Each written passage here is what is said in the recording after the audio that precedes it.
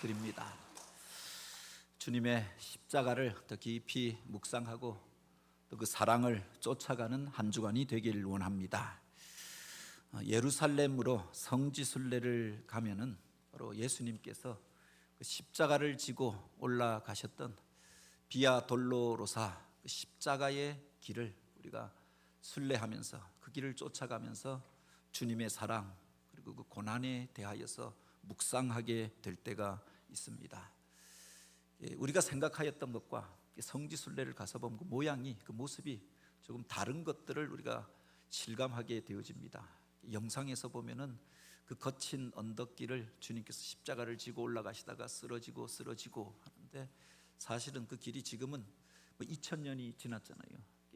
시장통처럼 되어져서 사람들이 사는 그 골목길을 이렇게 저렇게 지나가는 겁니다. 그리고 맨 꼭대기에 가면 주님의 십자가가 세워졌던 그 자리에 성묘교회라고 하는 큰 교회가 세워져 있습니다. 몇 번에 걸쳐서 증축되어졌다라고 이야기하는데, 생각하였던 골고다 언덕 그리고 십자가가 섰던 자리 이런 게 없고 그냥 교회가 있다 보니까 생각하였던 것과 좀 다른 것들로 실망할 때도 있죠. 그런데 이 성묘교회 안에 들어가 보면은 그곳에서 감동을 받게 되어지는, 또 은혜를 받는 자리가 있습니다. 십자가가 섰던 자리가 있고 그 밑에 보면은 그렇게 주님의 시신이 누여졌던 돌판이 그대로 남겨져 있는데, 사람들이 그곳에 와서 피 흘리고 죽으셨던, 그곳에 결국 이렇게 십자가에 못 박혀서 온몸이 갈갈이 찢겨지고 그렇게 온몸에 물과 피를 다 쏟으셨던 주님이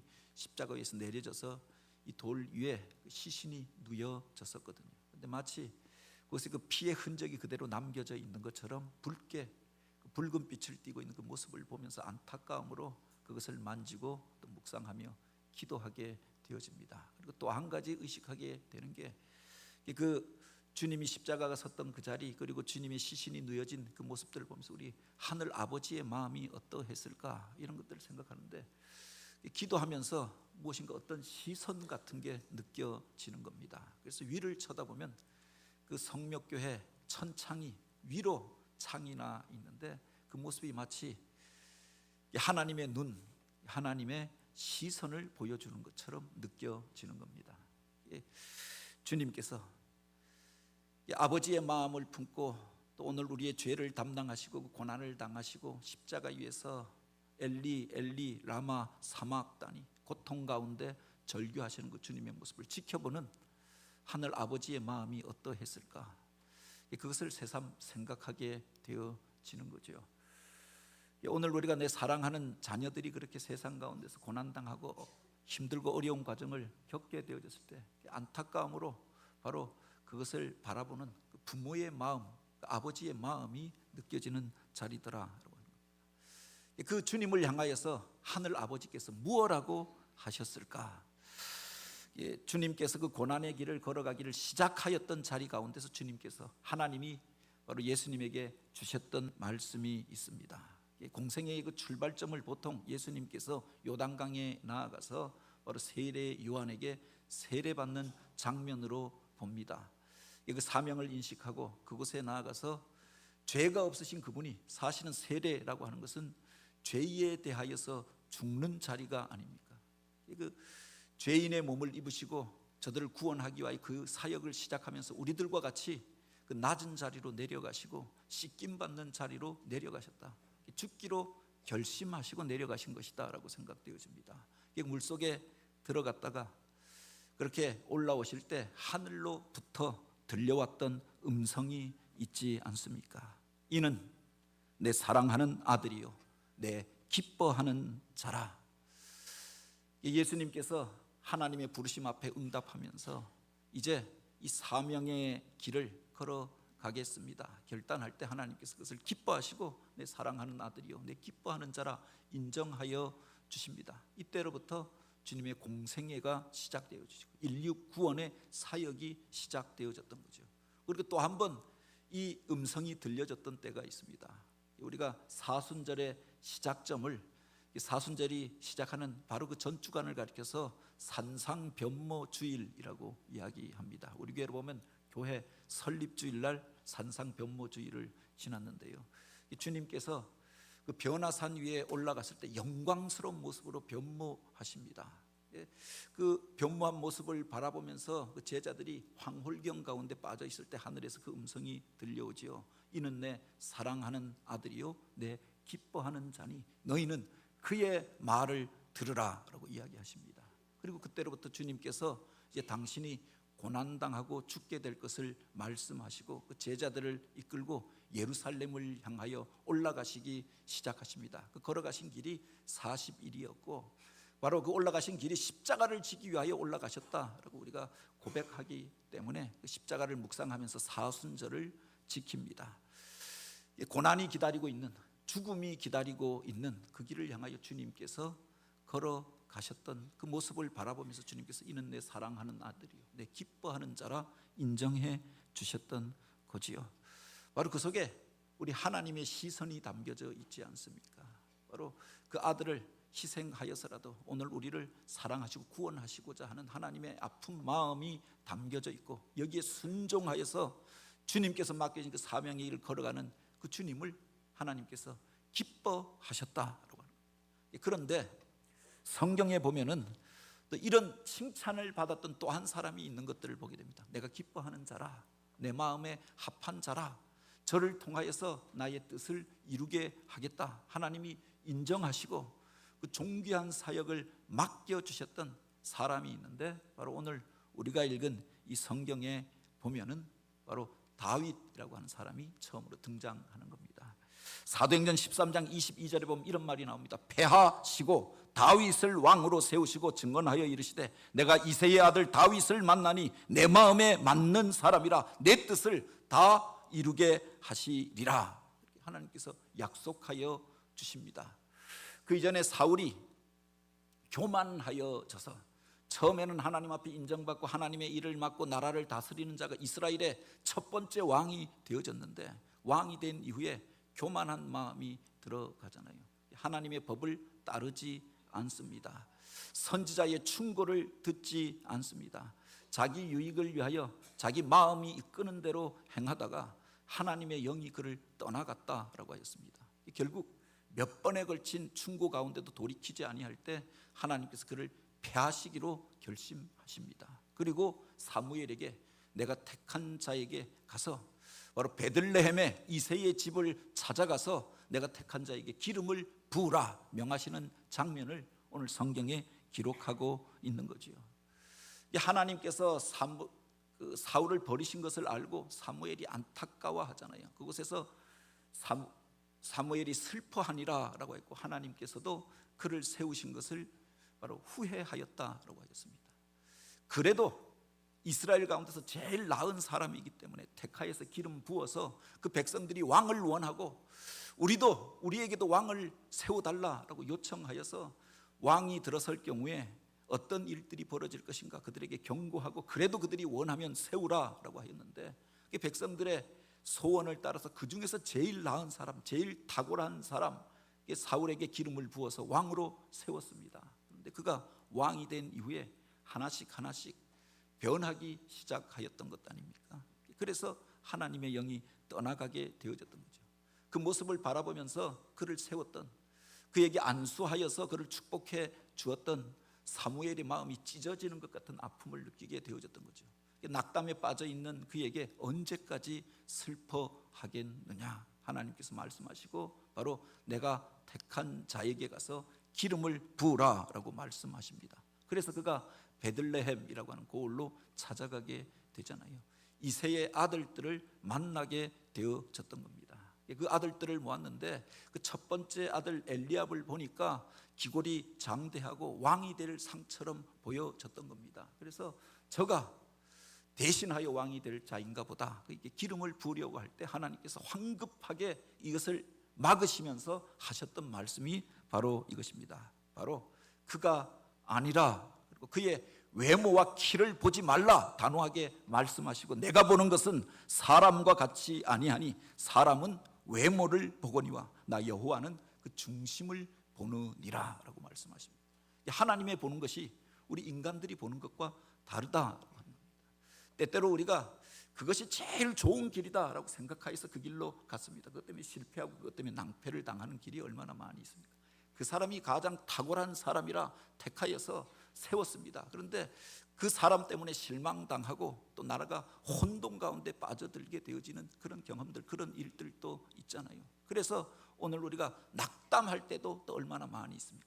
그 속에 하나님께서 보시는 것은 과연 무엇이냐라고 합니다. 성경에 보면 내가 보는 것은 사람이 보는 것과 다르다라고 말씀하십니다. 그리고 택한 사람이 누구였느냐? 그게 바로 다윗이었다라고 하는 겁니다. 이가 바로 그에게 기름을 부으라라고 이야기합니다. 그 자리에도 없었던 사람입니다. 베들레헴이라고 하는 시골 마을로 찾아갔습니다. 알려지지 않았던 이새라고 하는 사람의 집을 찾아갔는데 선지자가 찾아오니 그 아들들을 다 불러 모아서 그곳 앞에서 인사하게 하였는데 그 자리에도 없었던 사람이었다라고 하는 겁니다. 이게 바로 막내 아들이었던 다윗을 향하여 바로 이가 내 마음에 합한 자라, 그에게 기름을 부으라라고 말씀하였던 거죠. 그 속에 우리 인간들이 생각하는 기준, 인간들이 좋다고 여기고 세우는 그 기준과 하나님이 세우시고 하나님께서 좋게 여기시는 그 기준이 다르다라고 하는 것들을 우리가 보게 되어지는 거죠. 내가 보는 것은 사람이 보는 것과 같이 아니하니, 하나님께서 주목하여 보는 것은 과연 무엇인가라고 하는 겁니다. 사실 베들레헴이라고 하는 마을은 이스라엘 가운데서도 큰 고을이 아닙니다. 유다 지파가 얻었던 그 유다 지파의 중심지가 되어졌던 곳이 헤브론이라고 하는 도시입니다. 그곳에서 바로 이스라엘 백성들이, 유다가 번영하게 되어지죠. 그리고 당대에 가나안 땅에서, 이스라엘 땅에서 가장 중심지가 되어졌던 것, 나중에 그래서 이스라엘의 수도가 되어졌던 것이 예루살렘이었습니다. 이렇게 따지고 보면 베들레헴이라고 하는 것은 예루살렘에 딸려 있는 작은, 그 옆에 있는 위성 도시, 작은 마을에 불과하였습니다. 그 마을에서도 이새의 집은 그렇게 내세울 것이 없는 집안이었던 것들을 보게 됩니다. 족보를 보면은 정통 이스라엘 사람, 또 유다 지파에 속하였던 자랑할 만한 뼈대 있는 가문은 아니었다라고 하는 겁니다. 족보에 보면 그의 고조 할머니가 여리고 성에서 기생으로 있던 천한 그 기생이었던 라합이었습니다. 이방 여인이었고 기생을 하던 여인이었는데 그가 이스라엘 편에 들어서 이스라엘에 편입되어지고 이스라엘 사람으로 인정받게 되어집니다. 그가 바로 고조 할머니가 되어지고 그의 증조 할머니가 바로 모압 여인 롯이었습니다. 한번 시집 갔다가 그래서 남편이 죽고 과부가 되어졌는데 의지할 것 없던 그가 이제 이스라엘 땅으로 들어와서 하나님을 믿고 하나님을 의지할 때 그가 재혼을 하게 되어지는데 그가 바로 보아스라고 하는 사람입니다. 그러니까 그의 고조 할머니, 증조 할머니 뭐 이렇게 보면은 이방 여인의 피가 스며져 있는, 그렇게 정통 이스라엘의 뼈대 있는 가문도 아니었다라고 하는 겁니다. 그런데 그 형제들 가운데에서도 그 이새의 집에서도 바로 여러 형제들이 있는데 첫째도 아니고 둘째도 아니고 셋째도 아니고 넷째도 아니었다. 8번째 아들이 바로 다윗이었던 거죠. 그 집에 이스라엘 모든 사람들이 존경하던 사무엘이 찾아왔습니다. 아픈 마음을 가지고 이제 하나님께서 새롭게 세울 사람이 누구인가, 그가 그의 집을 가라고 하니까 찾아왔는데 와서 한 사람 한 사람 큰아들 엘리압부터 보는데 하나님께서 아니라라고 이야기하십니다. 둘째를 보고도 아니라, 아비나답도 아니다, 셋째 삼마도 아니다, 아니다라고 이야기하십니다. 그러다가 그 가운데 없다라고 하니까 그가 묻잖아요. 이 아들들이 다 전부입니까? 그때 비로소 바로 이새가 이야기하는 겁니다. 막내 아들이 하나 남아 있는데, 말째가 하나 있는데 그가 지금 들판에서 양떼를 돌보고 있습니다. 그 집안에서 키우는 양떼들인데 형제들은 다 그곳에 왔는데 이제 그 양떼를 누군가가 돌봐야 하기 때문에 막내가 그곳에서 양을 돌보고 있었다라고 합니다. 그를 불러오라고 이야기하고 바로 그를 향하여서 하나님께서 내가 택한 자라, 그에게 기름을 부으라라고 명령하였던 겁니다. 사람의 기준으로 보면은 바로 가장 약한 자였습니다. 그런데 하나님이 보시는 것은 달랐더라라고 하는 겁니다. 우리가 세상 가운데서 무엇을 선택할 때 보통 무엇을 선택하는 기준이 되어지는 게 있습니다. 외모를 보고 선택하잖아요. 우리가 사람을 만나고 면접을 보고 또 직장에 취직하고 또 결혼을 하고 할 때 먼저 우리가 보게 되어지는 게 외모가 아닙니까? 그 외모를 보고 그 사람에 대해서 판단을 하게 되어지는 거죠. 사무엘이 엘리압을 보고 왕감이라 생각하였던 것이 바로 여기에 있었다. 그 외모를 보니까 건장하고 훤칠하고 또 당당해 보이니까 그가 왕감이 아닌가, 과연 하나님이 택한 자가 여기 있도다. 그래서 기름을 부으려고 하였던 거죠. 외모를 보고 선택하려고 하였다라고 합니다. 근데 하나님께서 그가 아니라 내가 그를 이미 버렸노라 라고 이야기하십니다. 이 말은 앞에서 이야기하였던 사울을 향하여 주셨던 말이기도 하고 또 엘리압의 여러 가지 과정들 다 성경에 기록되어져 있지 않지만 하나님께서 그의 외모가 아니라 다른 것들을 보고 계셨음을 알게 하여 주는 구절이 아닙니까? 그 앞에 보면은 바로 사무엘상 9장에 사울을 택하여 왕으로 세우는 장면이 나옵니다. 그때 사무엘이 그를 보고 그에게 기름을 부을 때 그렇게 그 장면을 이렇게 기록하고 있죠. 기스에게 아들이 있으니 그 이름은 사울이요 준수한 소년이라. 이스라엘 자손 중에 그보다 더 준수한 자가 없고 키는 모든 백성보다 어깨 위만큼 더 컸더라 라고 했습니다. 이스라엘 가운데 그보다 잘생긴 사람이 없더라. 준수하게 생긴, 그렇게 영화배우처럼 생긴 사람이 사울이었고 그 키가 다른 사람보다 어깨 위로 커서 어디에가 서 있든지 당당하여서 누구나 다 그를 주목할 수밖에 없는 사람이 바로 사울이었다라고 합니다. 그의 모습을 보고 과연 왕의 감이라 라고 생각하여서 그에게 기름을 부어서 이스라엘의 첫 번째 왕이 되어졌던 것 아닙니까? 그런데 이제 사무엘이 이런 실수를 또 반복할 것 같은 상황이었기 때문에 하나님께서 급하게 막으셨던 거지요. 사무엘에게 이르시되 그의 용모와 키를 보지 말라. 내가 이미 그를 버렸노라. 내가 보는 것은 사람과 같이 아니하니. 사람들은 외모를 보고 판단합니다. 그 사람이 좋은 사람인가 나쁜 사람인가, 그 사람의 옷차림을 보고 그 사람의 신분을 보고 그가 타고 다니는 차를 보고 그 사람이 어떤 사람인가 생각하잖아요. 겉으로 드러난 것을 보고 판단하는데 하나님이 보시는 것은 그게 아니다라고 지금 말씀하시는 겁니다. 사람들이 어떤 사람에 대해서 판단할 때 이제 우리가 또 한 번의 선거를 치르게 되어질 터인데 보통 그 사람의 출신지를 봅니다. 그 사람이 살았던 삶의 이력을 봅니다. 학벌을 봅니다. 그 속에 그 사람의 실력이 담겨져 있다라고 생각하잖아요. 어떤 경우에는 그 사람이 잘못한 경우에도 내 동향 사람이니까 내가 어디 사람인데 그래도 그 사람 편을 들려고 하는 마음이 있죠. 내가 어느 학교 나왔는데 그 사람이 나랑 동문인데 그래서 다른 것 차치하고라도 나는 그 사람 편 들 수밖에 없다라고 이야기하기도 합니다. 외모를 바라보고 또 출신과 조건을 바라보고 어떤 사람을 선택합니다. 그래서 택한 사람이 사울이었던 거지요. 그가 그 다른 사람보다 나은 그 조건들 때문에 나중에 보면 교만하여지잖아요. 늘 위에서 다른 사람들 내려다보며 생각하였던 것 아닙니까? 그러니까 자기 마음과 다른 사람들을 보면서 사람들 가운데서 행여나 칭찬받고 인정받는 사람을 보니까 그를 향하여 시기하고 질투합니다. 그에게 대적하는 사람들을 죽이려고 합니다. 그래서 제사장들까지도 45명을 다 한꺼번에 쳐서 죽여버렸다고 했습니다. 자기 권력에 위협이 된다라고 생각하니 자기 사위였지만 다윗까지도 죽이려고 몇 번에 걸쳐서 시도하였던 것 아닙니까? 하나님의 영이 떠나가고 인간적인 조건으로 생각하니까 그가 그렇게 망하는 길로 갈 수밖에 없었다. 그런데 사람들이 보통은 그 내면을 알 수 없기 때문에 겉으로 드러난 조건을 가지고 어떤 사람들을 선택하는 것 아닙니까? 조건이 비슷하다라고 하면 또 그 중에서 서열을 정합니다. 누가 위냐, 누가 앞서냐. 그래서 예수님의 제자들끼리도 누가 더 높으냐라고 논쟁을 벌였던 것 아닙니까? 어디 가서든 자리에 앉는데 그것 때문에 섭섭한 경우도 있습니다. 내가 그래도 서열이 이만큼 되는데 나를 말제 좌석에다가 이렇게 뒤에다가 앉게 할 수 있느냐. 그래서 어떤 행사를 하다 보면 예기치 않은 난처한 일들을 당하게 되는데 높으신 분이 왔다가 자기를 이렇게 하대했다라고 해서 아주 불쾌하게 여기고 가는 겁니다. 행사하는 사람들이 그것까지 생각 못했던 거지요.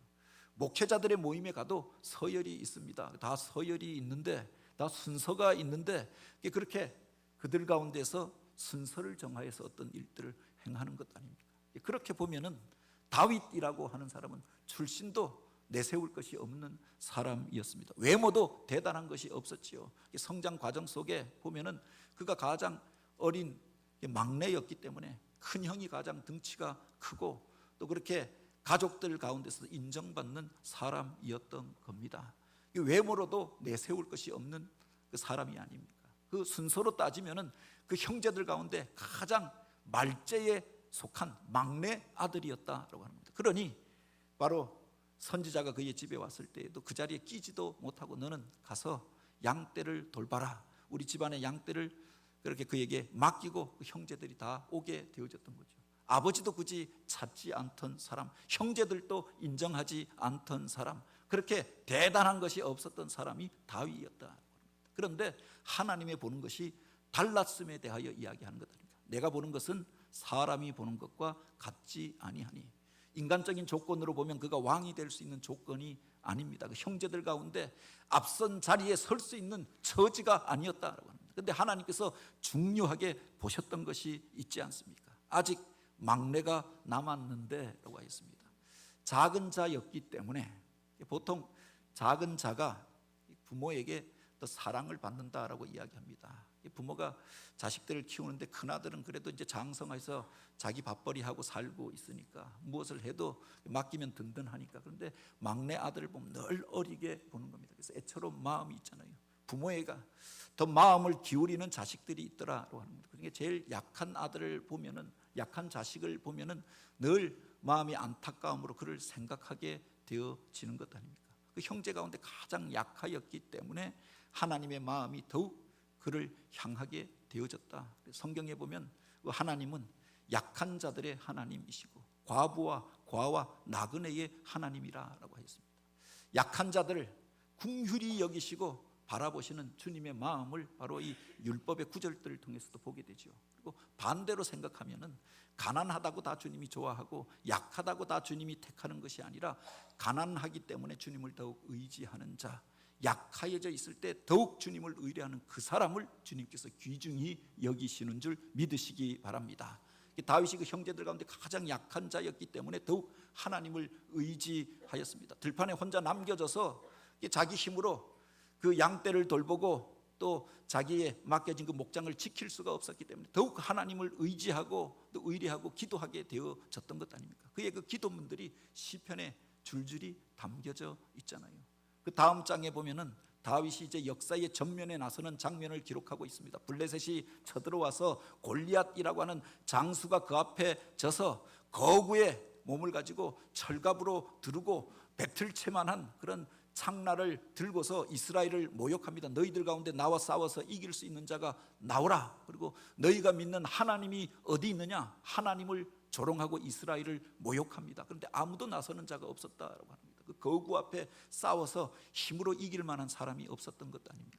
다 두려워하고 다 숨어 있는데 그때 다윗이 나서게 되잖아요. 나서면서 그가 하였던 말이 있지 않습니까? 너는 칼과 창과 단창으로 내게 오거니와 나는 만군의 여호와의 이름으로 내가 모욕하는 이스라엘의 하나님의 이름으로 너희에게 가노라. 사울이 그에게, 사울도 나설 용기가 없어서, 그가 이스라엘 가운데 덩치는 가장 컸던 사람인데 자기보다 덩치가 더 큰 사람 앞에 서니까 주눅이 들어서 나서지 못하고 있다가 어린아이가 나서서 싸우겠다고 하니까 자기 칼을 집어주는 겁니다. 그 칼을 그가 들 수가 없어서 버려두고 그가 의지하고 나아갔던 것이 있죠. 만군의 여호와의 이름으로 너희에게 가노라.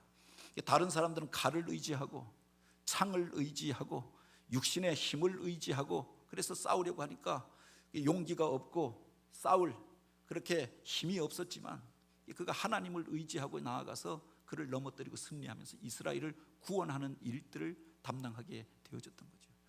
약할 때 우리가 하나님을 의지하게 되어지는 것 아닙니까? 약함으로 더욱 하나님을 의지하고 의뢰하는 그 사람, 그의 그 마음을 보시고 하나님께서 그를 축복하여 주신 줄 믿으시기 바랍니다.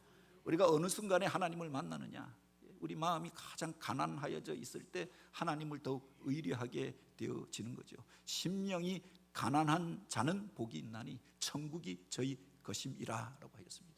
세상의 많은 것들을 가지고 부여를 누리면서 높은 자리에 올라가면 교만이 내 마음속에 찾아와서 겸손한 마음들을 잃어버리게 되는 것 아닙니까? 마음이 가난하여져 있을 때 더욱 하나님을 의뢰하고 그 마음이 정결한 자가 하나님을 보게 될 것이다 라고 했습니다.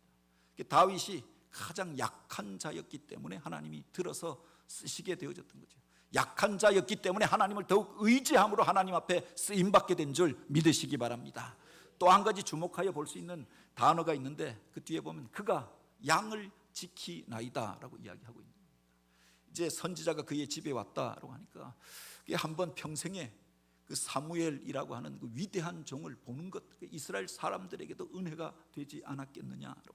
더구나 우리 집에 왔다라고 하는 그 형제들이 다 양떼를 버려두고 그를 만나기 위하여 인사하기 위하여서 바로 사무엘이 있는 그곳으로 찾아옵니다. 그런데 바로 그 양떼를 돌보기 위하여서 들판에 그가 혼자 남겨져서 자기에게 맡겨진 일들을 감당하고 있었다라고 합니다.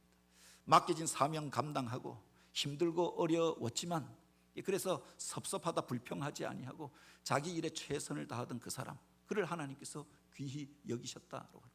어떤 사람들이 승승장구하면서 높은 자리에 올라갑니다. 인정받으려고 그 앞에 나섭니다. 그런데 어떤 사람들 묵묵하게 뒤에서 보이지 않는 자리에서 섬김의 일들을 감당하는 자들이 있잖아요. 그런데 하나님께서 그것을 보고 계셨더라라고 합니다. 모두가 자기 얼굴을 꾸미고 또 이렇게 그 선지자 앞에 나가서 칭찬받으려고 할 때 자기에게 맡겨진 양떼를 돌보면서 그 남겨진 자리에서 최선을 다하고 있었던 그 사람, 그를 하나님이 주목하고 계셨고 인정해 주셨던 거죠. 결국 그 사람이 하나님 앞에 쓰임받게 되는 줄 믿으시기 바랍니다. 나중에 그가 불림받아 나왔는데 그 모습을 이렇게 기록합니다. 그의 빛이 붉고 눈이 빼어나고 얼굴이 아름답더라라고 하였습니다. 몸집은 작은데 그 빛이 붉고 들판에서 하나님 맡겨주신 일들 감당하면서 양떼를 돌보고 있다 보니까 얼굴이 붉을 수밖에 없었겠죠. 검붉은 그 모습은 가지고 있었지만 눈이 빼어났다, 눈이 살아있더라라고 하는 겁니다. 바로 하나님을 의뢰하고 그 선지자를 만나러 오는데 사모함으로 나오는 그 모습을 보고 아름답다라고 인정하였던 거죠. 외모를 이야기하는 것이 아니라 그의 중심이 하나님을 향하고 있는 것을 바라보면서 이가 그니 바로 그에게 기름을 부으라 하나님께서 명령하신 줄 믿으시기 바랍니다. 하나님이 택하시고 하나님이 기뻐하시는 자가 어떤 자인가? 바로 가난한 심령으로 하나님을 찾는 자, 약하지만 그래서 더욱 하나님 의지하는 그 사람을 하나님께서 붙들어 주시는 줄 믿으시기 바랍니다. 하나님께서 우리에게 맡겨주신 그 일들을 그래서 세상 것들로 인하여 요동하며 흔들리는 것이 아니라 최선을 다하여 그 맡겨진 일들을 감당하면서 하나님 앞에 충성을 다하는 그 사람, 그에게 나의 일을 맡겨서 내가 그를 통하여서 나의 일을 이루어가겠다라고 약속하여 주었던 거죠. 그 눈빛이 살아있는 사람, 사모함으로 주님 앞에 나온 그를 택하여서 이스라엘의 왕으로 세우고 그를 통해서 민족을 구원하고 새로운 일들을 이루게 된 줄 믿으시기 바랍니다. 오늘 우리가 이 세상을 살아갈 때 오늘 우리는 무엇을 바라보고 살고 있습니까? 우리가 어떤 선택을 할 때 무엇을 최선으로 여기고 그것을 선택하십니까? 내 눈이 아니라 육신의 눈으로 세상의 것들 바라보고 외양을 보고 그래서 낙심하고 그래서 격동하는 자가 아니라 하나님께서 어떻게 보실까? 하나님의 시선을 의식하며 살아가는 저와 여러분이 되기를 원합니다. 하나님께서 그 모든 것들을 다 보고 계시다라고 하면 내가 이렇게 말할 수 있겠는가? 내가 이 일을 할 수 있겠는가? 하나님의 바라보는 시선을 의식하고 살아가는 사람의 삶은 전혀 달라지게 될 것입니다. 종교개혁자들이 말했던 가장 중요한 모토 중에 하나가 코람 데오입니다. 하나님 앞에서 하나님의 그 불꽃 같은 눈으로 우리를 감찰하시는 하나님 앞에서 정직하게 행하려고 하는 것, 신실하게 맡겨진 일들을 감당하던 그 사람, 그래서 하나님이 원하시고 기뻐하시는 일들을 택하고 행하였던 그들을 통해서 하나님께서 새로운 일들을 이루어 가셨던 것 아닙니까? 하나님을 의식하고 하나님이 인정하는 자로 쓰임받는 저와 여러분이 되기를 원합니다. 오늘 강단에 두 개의 그 꽃꽂이가 아니라 꽃꽂이에 더하여서 신앙적인 상징물이 세워지지 않았습니까? 한쪽에 보면 아마 모세가 하나님을 처음 만났던 바로 떨기나무 불꽃을 상징한 것이 아닌가 이렇게 생각되어지고, 다른 하나는 광야 가운데서 이스라엘 백성들이 바로 불뱀으로 인하여서 고통당하고 죽어갈 때 바로 놋뱀을 세워서 그것을 바라보는 자들은 구원함을 얻으리라 라고 말씀하셨던 그것을 생각하면서 노뱀을 이렇게 상징화 시켜놓은 것이다라고 생각합니다. 하나님의 부르심에는 두 가지가 있다라고 이야기하잖아요. 우리가 약하여져 있을 때, 병들어 있을 때, 세상의 것들로 인하여서 고통당하고 있을 때 우리를 부르시고, 내가 십자가에 달린 예수를 바라보라, 노뱀이 되어져 달리신 그분을 바라보라, 내가 구원함을 얻으리라 라고 약속하여 주셨습니다.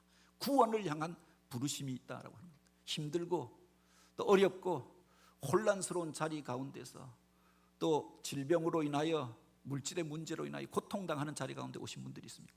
십자가에 달리신 그 주님을 바라보고 그 속에서 우리를 부르시는 그 구원의 부르심 앞에 응답하게 되길 원합니다. 이미 주님 앞에 나와서 믿고 있는 사람들 가운데 주님께서 모세를 만나주시고 떨기나무 불꽃 가운데 내가 선 것은 거룩한 것이니 그 신을 벗고 나에게 오라라고 말씀하십니다. 사명을 향하여서, 하나님이 행하실 그 일들을 향하여서 당신의 백성을 부르시고 그 사명을 맡기시는 장면들이 있지 않습니까? 하나님의 시선으로 우리 자신을 바라보며 나는 온전히 살아왔다라고 생각하였는데, 바로 하나님의 사명 앞에 신실하지 못하였던 것들 내려놓고 그 부르심 앞에 응답하여 나아가 쓰임받는 저와 여러분이 되길 원합니다. 오늘 오후 시간부터 부흥회가 시작되어집니다. 그 속에서 우리를 만나주시는 바로 그 구원의 부르심을 들을 뿐만 아니라 또 사명을 향하여 부르시는 사명의 응답 말씀 앞에 결단하며 나아가서 새 은혜를 누리고 하나님의 영광을 체험하는 교회요, 그래서 그 속에서 하나님 앞에서 내 마음에 합한 자이니 내가 저를 통하여서 나의 일을 이루게 하겠다, 그렇게 하나님 앞에 쓰임받는 인생이 되어지길 주님의 이름으로 축복합니다. 같이 기도